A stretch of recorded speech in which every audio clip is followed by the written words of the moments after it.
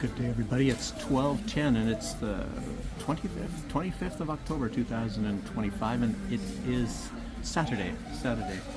And I wanted to do a video outside today, talking about what's going on, but it's raining. It's pouring down rain, and there's not very many places you can go. There's so many people around, and doing a video with your cell phone getting wet is not a very great thing. But anyway, right now I am in, what is it called here? Anyway, it's the Belarusian McDonald's, so if you can see, let me see if I can, I'll show you this place. There's people, that's where you order and you pay and all that. There's machines and of course like that. And then here's the place back here. And let me change this camera because you guys don't want to look at a wall the whole time, if I can do that. Tech challenged. But let's get into the news here and start talking about things. I have to eat while I'm talking to you. And as a matter of fact, let me show you. Let me show you this. This is a hamburger, double cheese hamburger. Looks like maybe they put triple cheese. I got a small Coke here, and French fries. So anyway,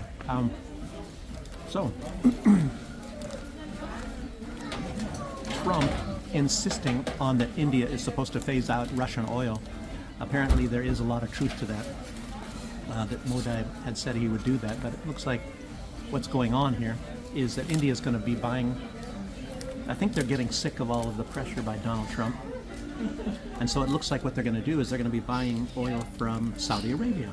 And I don't think they're going to cut off Russian oil completely. There's some analysis of that and looking at that, like how much Russia gets and all that. But it could mean that Russia would lose maximum like 5% of their GDP. So when Putin was talking about this yesterday and talking about how it would affect, it's not going to. First he said it's significant, and then he said it's not going to affect them at all. But you have to think about that, and that's absolutely true. The reason why is because you have this holistic, this OPEC or whatever, what is it called? Not APEC. Anyway, this oil agreement, and I believe Venezuela is also part of that. And so what is going to happen is, especially if Donald Trump decides he's going to bomb Venezuela, and just the news of that has already brought the price of oil up. Just the news of Donald Trump's sanctions, without even knowing that India is going to be purchasing at least a quantity of their oil from Saudi Arabia. But if this thing does kick off, and everybody believes it will kick off in Venezuela, that will also raise the price of oil. If there is any attack on Iran, of course that will raise the price of oil even more. So what Putin is getting at is saying it's significant, but it won't affect their economy that much. It's because the price of oil will be going up, and Russia will still be getting the same amount of income from their oil because the price will be going up, price per barrel. So, and I don't know if you're hearing that yet from much of anybody else, but I've been looking around and checking things with economists and things like that, and that's what I've gleaned. So if you don't hear it from anywhere else, well, anyway, I told you. Luckily, I'm putting out sometimes some things that before everybody else does. Look pretty stupid eating, don't I? But I don't have that much time. Okay. What else? Let's see.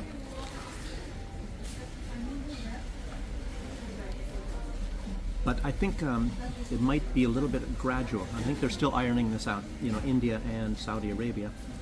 And so Donald Trump wasn't just talking out of his backside, making that up. Even though half the time he does.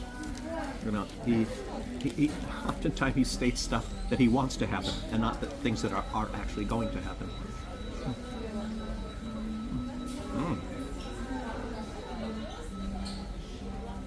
Wow.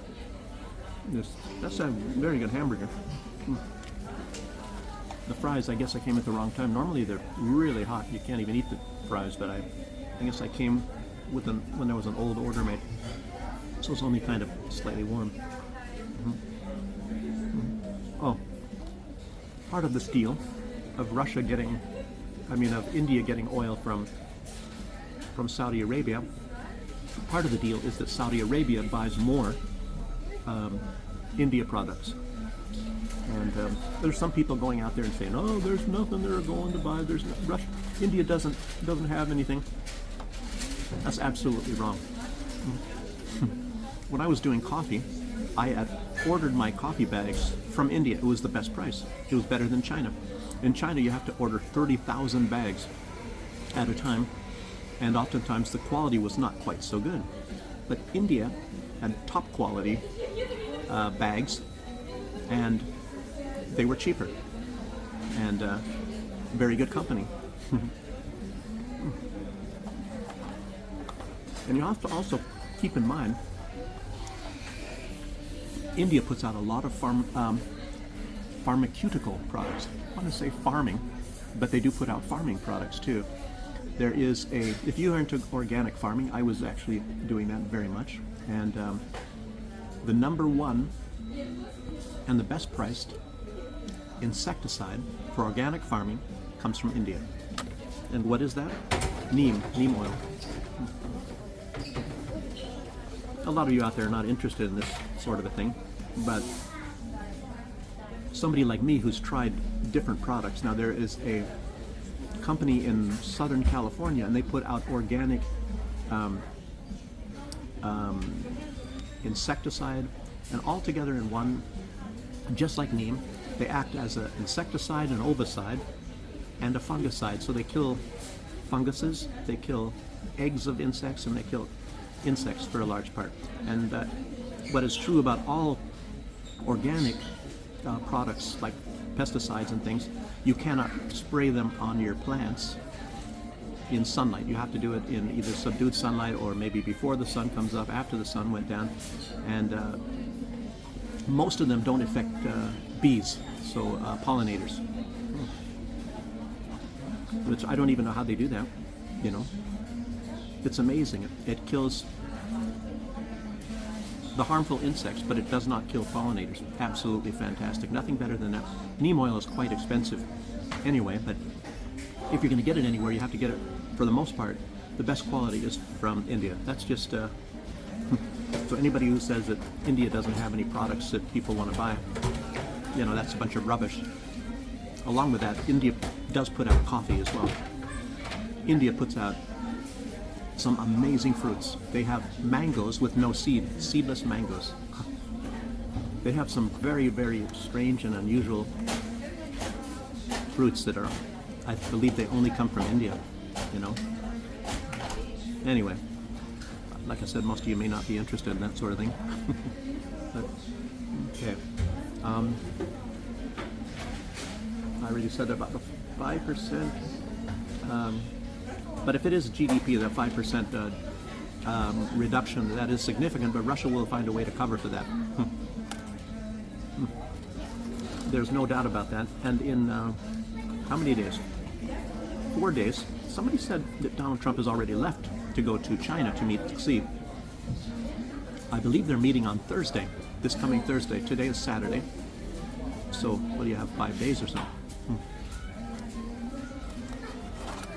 So,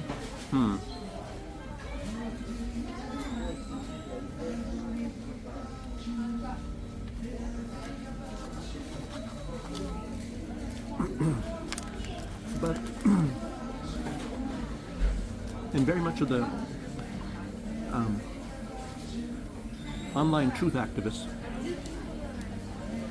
even people I have a lot of respect for, a lot of them aren't mentioning necessarily, not as much as they should, the significance of what is going on now with Donald Trump, the sanctions and all these other things. And a lot of people are taking it really, really serious. Even Vladimir Putin certainly is. It is one of the most serious times since the beginning of the special military operation. And that should actually ring a bell to people in your heads.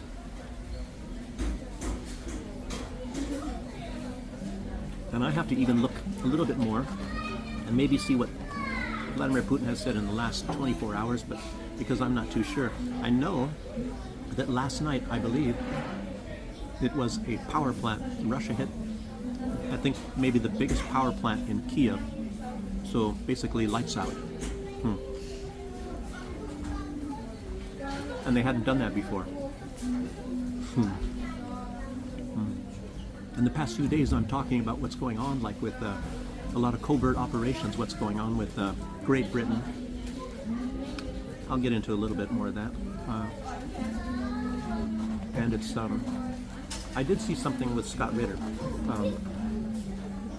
Talking to somebody, he was mentioning that pretty much all of these strikes that has been by a lot of people attributed to Ukraine, they are done by the Great Britain. They're done by Great Britain with a small participation of Ukraine.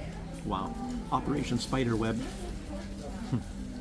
is a significant one. A lot of people are starting to try to forget that. But, so. But some people have been talking about Putin, and people that even admire Putin in the West, about how Putin is lately acting nervous, and of course he is, and he's angry as well, a lot about what's going on, and I don't know. To me, I would say that Donald Trump may not know what he's doing. And who said that? Who said that also? Somebody said he was, I think it might have been Scott Ritter, that said that Donald Trump is dumb. No.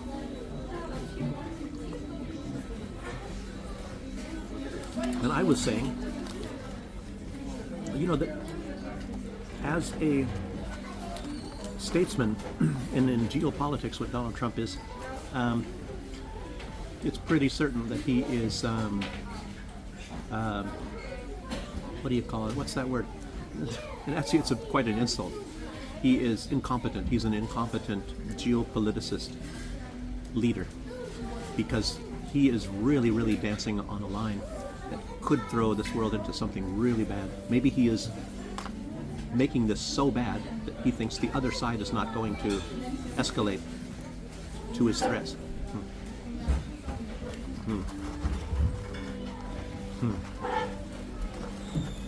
And I'll get into the leader of Colombia. He's extremely angry. He's extremely, extremely angry at Trump. So that things could blow up even in South America. Wow. Beyond his threat on Venezuela. And I think behind the scenes, of course, Maduro is scared. He's not only wetting his pants, he's messing his pants. I don't know about the Colombian leader. I haven't really seen the signs, but he is talking up a storm. And as you know how American presidents are, they feel all they have to do is a massive bombing, and then those people will, you know, go and stick their tail between their legs and run into the forest. I don't know. Might be.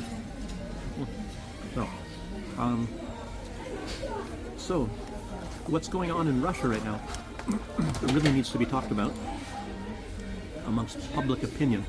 A lot of Russians, I mentioned that I think yesterday, a lot of them, the public opinion for Vladimir Putin, and it's not that they want to overthrow him, I'm not saying that, and it's not that they love the Ukrainians, but they are getting tired of the war, and they think Putin is way too restrained, and I don't know, maybe they don't understand their own leader. I understand Putin quite a bit. You know, you watch what these people do, and you're wondering why they do it, and you have to watch it, what happens afterwards. And Putin, he's not a paper tiger. He's not a pussy. He is, like most people say, he's a chess player. There's a, yeah, he's a chess player, not checkers. I get them mixed up. So, what else? Let's see. As far as numbers are concerned, what is not really told is that Russia is, you know, the losses, even though it's much less than Ukraine, the losses are significant.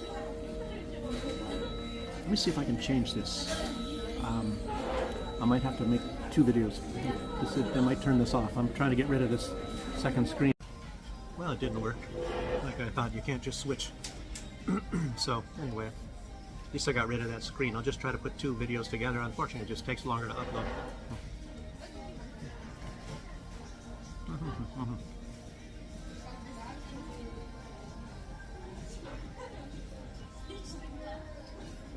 But I did some researching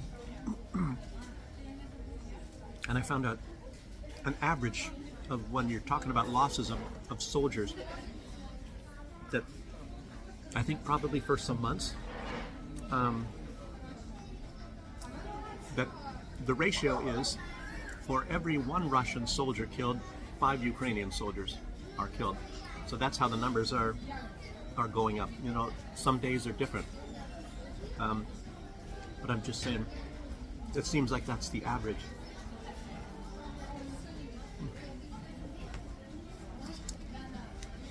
And I think at one time it was for every 1 Russian it was 4, and then at one time it was for every 1 Russian it was 6 Ukrainians.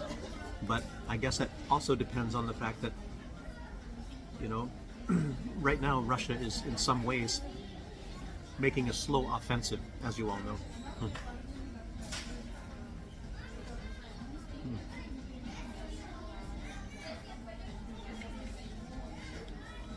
But the problem is with public opinion at the moment.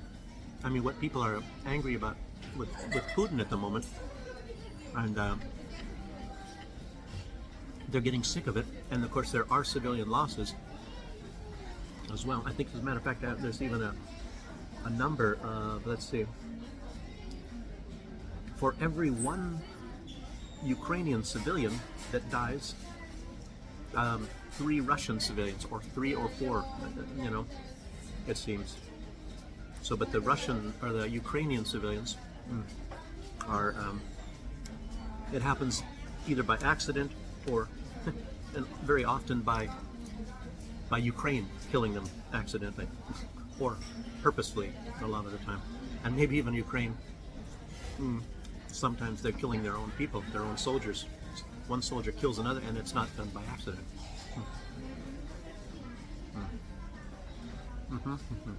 So,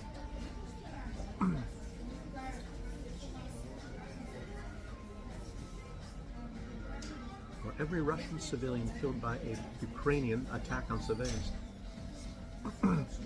some of them,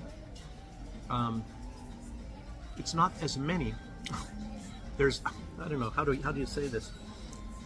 Apparently, but I don't, this is more of a guess, because when Russia shoots down these drones, and Ukraine shoots over 100 drones on civilian targets every single day against Russia.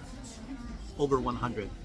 It's more like 110. I keep seeing the number 110, 112, 111, you know, overnight. Sometimes it goes even much more than that. Sometimes I've seen even 300. I don't know if it's ever lower than that. Maybe because I'm not necessarily looking for this sort of a thing. But a lot of times when Russia shoots these things down, the debris on occasion also kills Russians, and it does property damage. I have no idea. I'm sure the Russian government pays for that. But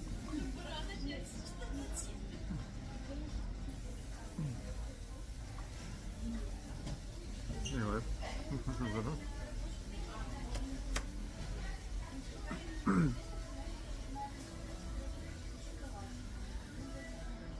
I think maybe the shoot down rate is, like I say, the falling debris of course causes a lot of harm, but I believe the shoot down rate is very, very high. Russia, maybe they shoot down 99% of them. Maybe it's 98, but it's very, very high. And well, anyway, Ukraine is getting a kind of a wonder weapon very soon. I'll tell you about that towards the end of this.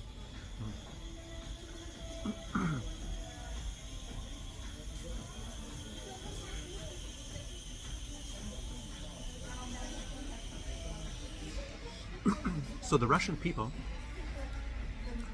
what they're angry about, and there's even a lot of there's people in the press, and there are lawmakers, and they are pressuring Putin to escalate, and escalate very big. I don't know if they, it's not that easy. Because being tired of this war, if Putin escalates, of course more people die, and that's one reason why he's not escalating. And then of course he gets these remarks, and I think a lot of, like even Donald Trump is pressuring him, calling him a paper tiger. But maybe there is a big attitude within the Russian government. They know that the West is not going to accept any peace on what Russia's terms are, and Russia is not going to accept peace on what Zelensky's terms are. There's no doubt about that. And so,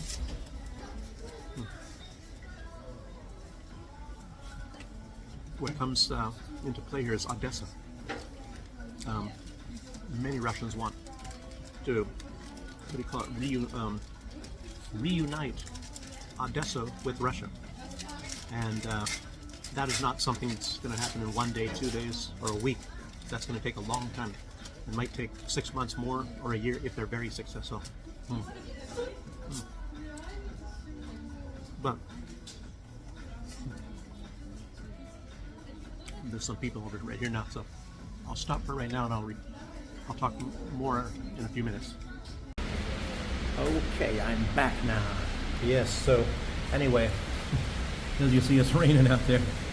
Terrible. And everybody that comes out of this door and they all have to look at me, see what I'm doing here. So anyway, the point I'm getting at is if Russia makes a move towards Odessa, that will prolong the war. And everybody wants the war to end everywhere. So that's not going to be good. That's in the long term, that's going to do terrible damage to Vladimir Putin's credibility. See, everybody has to sit there and stare at me that comes out of that door. It's incredible. I don't know. There's nothing better. I got to do this. Everybody goes in. Looks like they got to stare at me as well. That's actually a nice place in there too.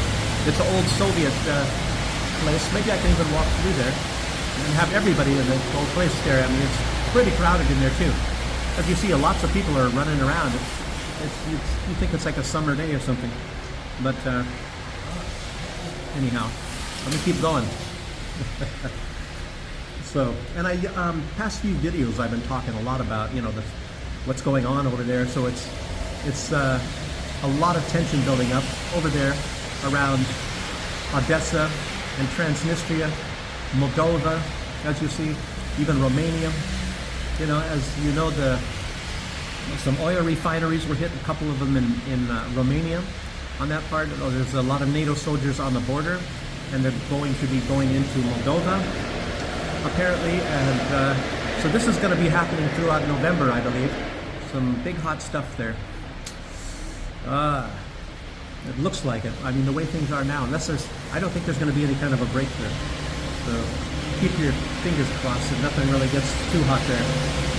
And like I said, Zelensky has militarized. He's put a military government in charge of Odessa. He removed the other mayor, who is not anti-Russia, and that's his crime. He's not anti-Russia. So he's got somebody else in there now, and the guy, well, that person is a military person, and the military is now what's governing Odessa. No surprise there. I also mentioned yesterday they're building the biggest NATO military base in all of Europe, south of Odessa. So that's just significant. Just keep that in mind. I don't know. Other people should be talking about this. Even though this is going to take some time before all of this stuff comes to fruition, but it's, you never know. Some of this stuff could be starting in maybe even in earlier November, but it's, what is it, the Supreme Council. There's a vote for the Supreme Council of Transnistria on 30th of November, and and Moldova claims Transnistria. Moldova cannot take Transnistria unless they have the assistance of somebody else. And they were hoping to get that from Romania. That's one reason why they wanted to unite with Romania.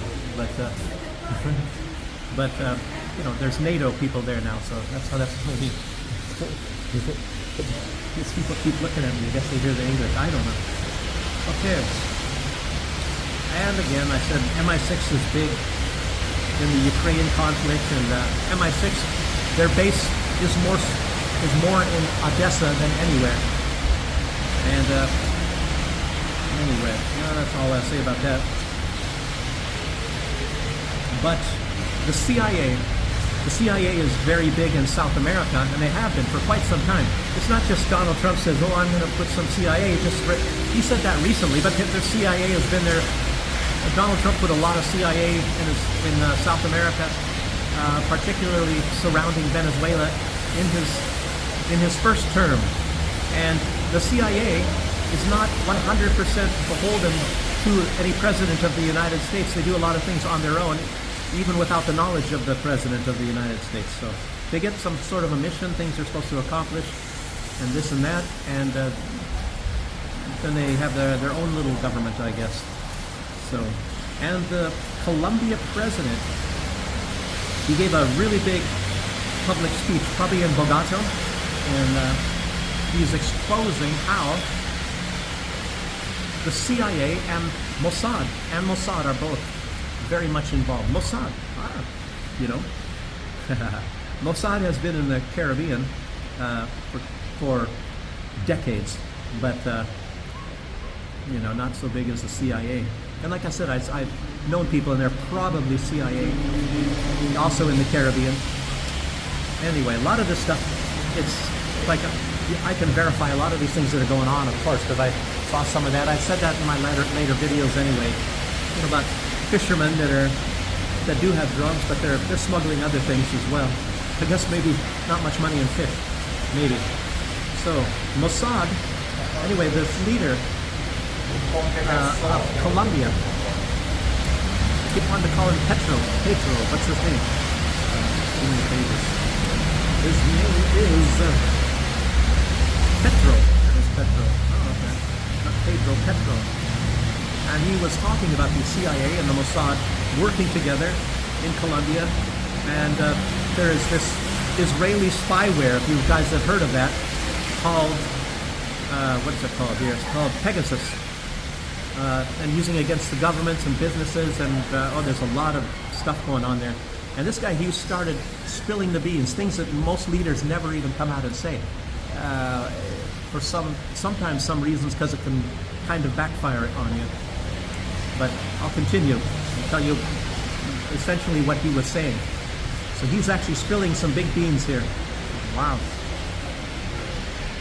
So anyway, this Pegasus software is what they use to spy on governments, and I think that was being used, I think, in other countries. I believe it was even Iran.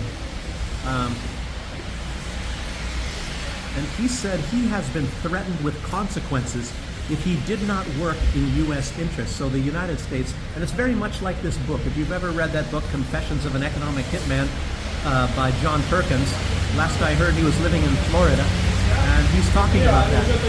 And normally you have some messenger that comes there, and they say, for example, well, you know, you do what we say. And this is a CIA person. You do what we say, you know, or bad things can happen to you. And I guess what they called them, or what they maybe still do, is they send in the jackals, and the jackals will assassinate you or do some really terrible stuff. So anyway, he's spilling the beans. The president of Colombia, that he has been threatened, he's been put on notice. He will do what the United States tells him to do, as most countries, smaller countries do all over the world anyway. There's very few that can defy the United States, and you can bet that's what happened in Pakistan quite some years ago. And it's probably what they're doing in Iran. You will do what we tell you to do, or else.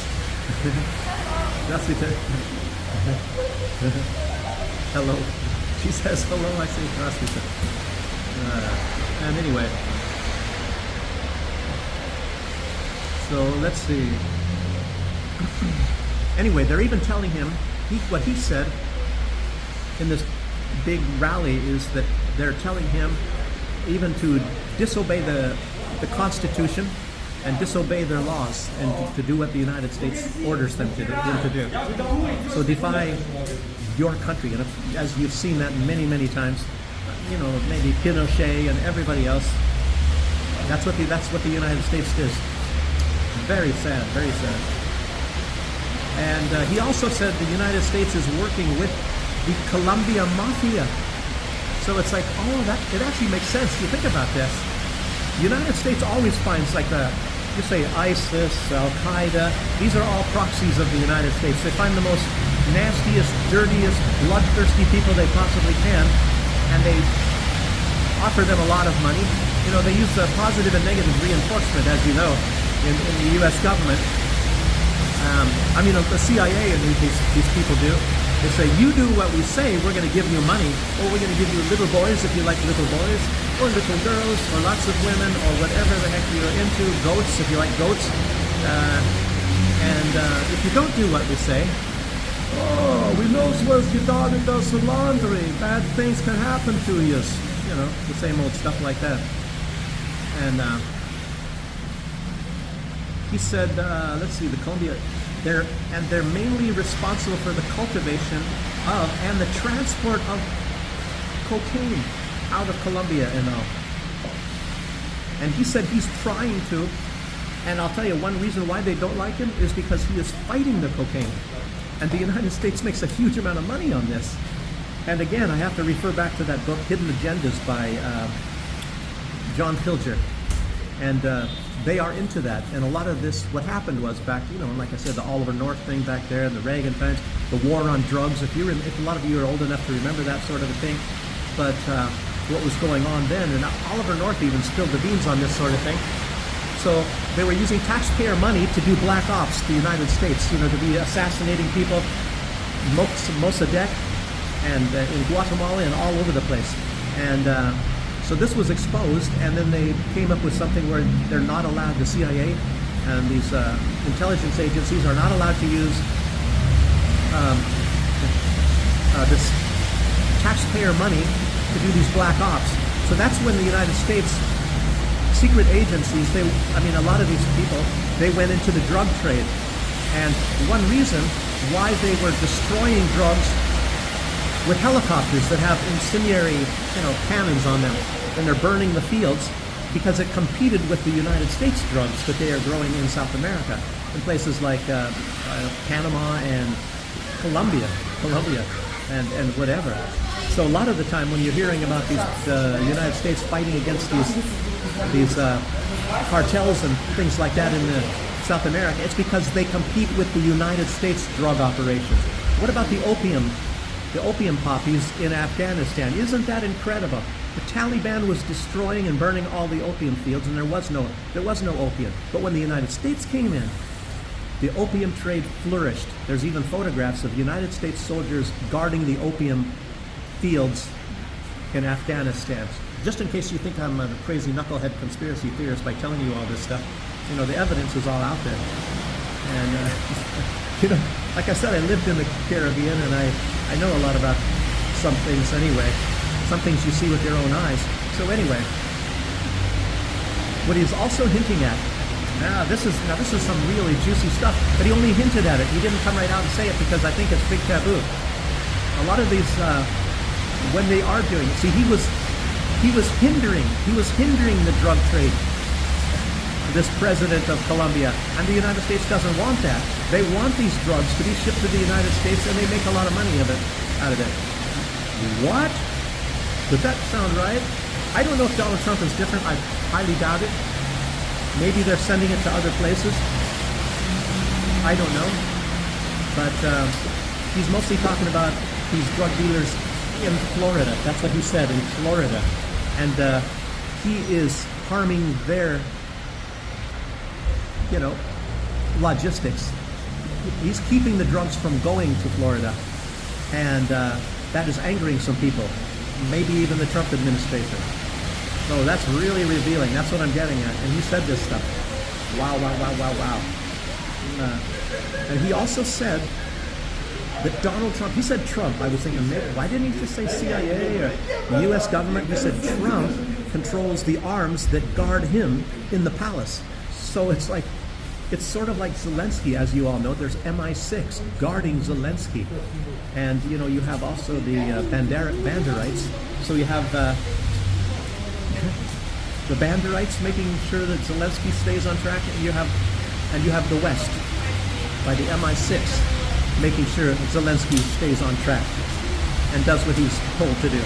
This is really crazy stuff. I mean, a lot of the stuff is it's even further than I knew of or suspected. You know, when you start to connect the dots, you know, I mean, wow. So he was outlining that the drug traffickers are allied with the U.S. operatives in efforts to topple his government. So in other words, you know, I tell you what, I would definitely not want to be in his shoes, because a lot of time if you go after, like I've said, a lot of these drug cartels and things, the people in the villages oftentimes really like these people because they're the ones that pay for their school books and their clothing stuff for a lot of these people. So they do things in their community like that, and they have the people on their side, you know, in these distant villages and all that, where they're conducting a lot of this stuff. And if the government comes in and does something to them, then these people get poorer. They get more destitute. So it doesn't work that way. And then you find out that the United States is also in league with a lot of these drug people. So I would definitely not want to be the president of Colombia and be trying to fix the problem. It's almost like you have to go along to get along, or else it's over for you. Boy, oh boy, oh boy, oh boy. I don't know what he's going to do. I don't know. What good is it going to do that he came out and spoke out? He might gain a lot of support from the people. A lot of people are going to very much will know what is going on, but I don't know. They're all powerless to do anything about it. Another thing is Columbian banks. Columbian banks. They're collaborating. He says, I think he said with Trump. Well, definitely Trump. Probably with dissent. They're collaborating with the U.S. Treasury, I guess, and they're denying money and funds to the Colombian president. Colombia's own banks. Incredible. That's just so you know that. That's a lot of other background information, and something not good is going to happen in Colombia. You can bet on that, unless this guy does become totally subservient. And even, like I said, what the word is out that Maduro said, basically offered everything to Trump, and Trump is still turning it down. So I don't know. Okay, what I did not know also is Donald Trump so far, he conducted 84 Reaper drone strikes in Somalia within the last year. I guess that is a record. More drone strikes than ever before. 84 in 1 year, in a time period of 1 year.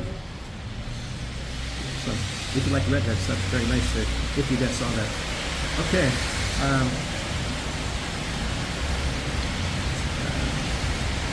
So let's see. Okay, Maduro. Go back to Maduro again. He's ordered the people of Venezuela to start an insurrection strike. You know, insurrection strike meaning not work. If he gets toppled, of course, and assassinated. So he knows that he may not be alive very soon here. So if there's a decapitation strike, and I think Max Blumenthal said that that's what the plan is right now, is a decapitation strike to remove Maduro that way. And but he's telling the people to have an insurrection strike, take up arms, and of course he's doing a lot of preparation for that. Who knows if that will happen or not? And as you know, the U.S. is going to put a puppet in there and make it look democratic, and it's of course not going to be. The people are going to know that. So that's not going to go very good there either. Some people are saying, oh yes, the Monroe Doctrine, but of course the United States doesn't obey the Monroe Doctrine. You know that Russia and everybody's supposed to stay out of that hemisphere. Because what is the U.S. doing in Ukraine and in Somalia, where I just mentioned? I mean, it's supposed to be, you don't come to my hemisphere, I won't come to yours, but it doesn't work that way. You're supposed to obey it, but the United States, the laws are for thee, but not for me. So obviously France they've already sent troops to Ukraine. You know that. I mean, that's obvious. I mean, there's been too much news. The United States, of course, did. I don't know if they still do, beyond people that are operating a lot of these air defense systems or whatever, but they had also troops there at times, 82nd Airborne. Maybe they still do. I don't know. I don't know right now for sure. And of course, MI6 have some soldiers there as well. I mean, the UK. But now, the French Army Chief of Staff, I guess his name is Schill, S-C-H-I-L-L, sounds German.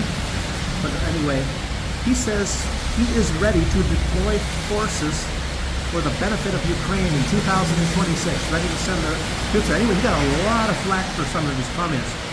And he also said, the nation is ready for sacrifices. And that was the real big one. A lot of people in France are pissed off about that. He says that the people are ready to sacrifice their life for Ukraine. And a lot of people are really pissed off about that. Also, I don't know if it was the same meeting, but it looks like a lot of these people are really going in deep. They're digging deep in their pockets for Ukraine. And they said they're going to be sending the Mirage fighter jets. I guess they're the better ones. They're better than these Rafale ones. When they're going to send them, and at this present time, I don't think the Ukrainians know how to operate them. It will have to be French if they're sending them very soon. But they said they're sending them in days. I don't know if they've already trained these Ukrainians. What are the jets going to be doing there if nobody can pilot them? So look at that. Everybody and their brother and their sister is here right now. But the bigger news, and this is actually a little bit more, a little bit worse. They said they're also sending Aster missiles. And I didn't know what an Aster missile was. I'm not much up on this stuff. And some of these people that are out there that know a lot more, maybe Brian Berletic, and what's his name? Andrei, the Russian guy that lives in the United States. I haven't heard much from him. Anyway, I forgot his last name at the moment. But they should be talking about this, because these Aster missiles are very formidable. They are better than the Patriots. Let me just put it that way. Whatever you read about the comparison between the two, you have to get a... They're much better than the Patriot. Much, much better. They're much better. So, because, I don't know, I wrote down a couple of facts here. Like the Patriot, they shoot these missiles off. You need 90 soldiers in a team to be running this stuff and to shoot these things off and all that. And it takes more time, much more time to get these things ready, a lot more time. And they just go straight. They don't. That's it. And they lock. I don't know how they lock on, but they're not as maneuverable. And the Aster is very maneuverable, and it's much faster. It goes Mach 4.5. It only takes 15 people, and they can pack it up or set up in 15 minutes. So they can set up in 15 minutes once they get to a site, and they can pack up within 15 minutes. You know, Patriots, that's not the case. So they might have used these a few times in Ukraine already, like a test, and I guess they were very successful. And of course, they used them already against, let's see, Israel. Israel used these against the Houthi missiles, and they were very successful. So this is something very formidable for air defense, and they're very new. So this is not some old system like the Tomahawk or whatever. That's not really so great. And like I said, the danger of the Tomahawk is, and as Putin had outlined it, is that they could be carrying a nuclear missile, and they don't know. It doesn't say that when Russia sees them on these radars coming in. So let's see what else. But it's only, let's see, these Aster is only surface to air, but they're very good at surface to air. So they can go for everything. They can go helicopters, they can shoot down drones and fighter jets and missiles. Obviously they can't hit some of these Orishniks and some of these very, very fast. I don't know what they go at, like Mach 10 or something, but they're faster than the Asters. And of course, but they're probably working on speeding these things up in France. But like I said, they're Mach 4.5, very fast. I think they go the speed. What is the Pershing missile? Yeah. So you got to realize there's supersonic and there's hypersonic, and I'm not exactly sure what the difference is. I know that hypersonic is actually faster. How much faster? Mach what? What is it?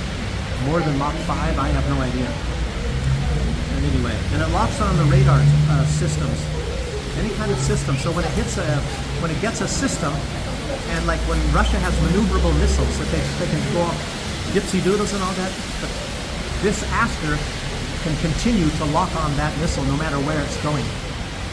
Unlike the Patriots, and they have a 360 degrees measuring radar. So they can measure everything from 360 degrees, and the Patriot is only 120 degrees. Annalena Baerbock, she can school you on that.